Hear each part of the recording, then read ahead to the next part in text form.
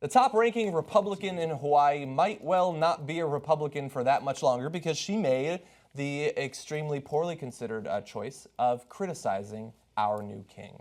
Let's watch. What's been happening is that my party is getting increasingly insistent that I stop working across party lines and that I start becoming more partisan in my approach. She's not being punished for speaking out for women's rights. It's a pattern of self-loathing comments directed at Republicans. Let me just tell you a couple of reasons. We were marching and speaking at the Women's March. And I believe the majority leader does this once a year. Point of order. In 2000. Okay, Representative McDermott. This has nothing to do with the Women's March. This is a motion on leadership. It has nothing. I don't see Women's March anywhere in here, and I don't want to waste my time listening to this.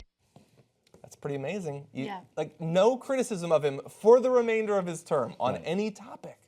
In Hawaii, which is not like, it's not deep Alabama, there's supposed to be a slightly different sort of set of political opinions between Republicans and Democrats there. What happened to all those like free speech individuals that like really value free speech, and so they'll show up on college campuses and say the most provocative things that they don't even believe themselves, and then as soon as someone protests them, they like go have a hissy fit about it. Where are they? Are they upset about what's going on with this representative in Hawaii? Maybe they're in Mar-a-Lago. I don't know. Oh, maybe. I don't know. Or maybe they don't believe anything they fucking say and they don't value free speech whatsoever. Yeah. Right? It's devotion to the leader. I mean, it's this blind devotion to the Right. leader that comes out. And that's, I mean, that's just going to, that kills parties eventually, but it takes a while and it's ugly while it's happening. Yeah. And this is I mean, we talk a lot about, especially since Donald Trump entered the political scene, we talk a lot about authoritarianism and the authoritarian personality in America. And that's a wide gradient of potential outcomes, from wanting to totally end democracy in America down to simply believing that authority figures are there for a reason and you don't go against them. And that can take place in state governments, like in Hawaii right now, or it can be as small scale as an individual family, where the father is placed in a position of authority over the rest of the family, including the mother. And this is something that has effects throughout society, throughout government, and now some Republicans are realizing that it's affecting them as well. Beth Fukumoto wrote a letter saying that she is going to take criticism and feedback from her constituents and find out what she should do. There's apparently a possibility that she might switch over to the Democratic Party, although she would lose her minority leader status as a result of that. I think I might have said majority leader earlier. It would be nicer to stay in her party and change them and sort of change that.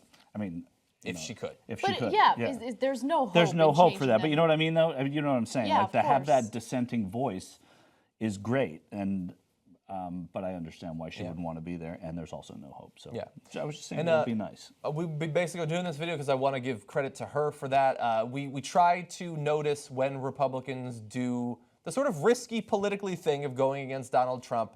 We gave Marco Rubio credit when he very briefly grew a bit of a spine during some of the nomination questions, but not the nomination votes for cabinet hearings. And it's a rare thing. We don't see a lot of it. But we have Susan Collins and Lisa Murkowski saying they're going to go against Betsy DeVos when it has a Senate vote.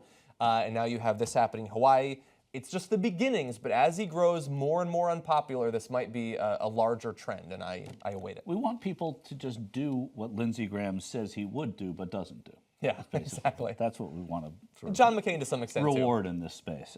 Yeah, John McCain too, exactly. Yeah. What's the most fun, outrageous, no rules podcast in America?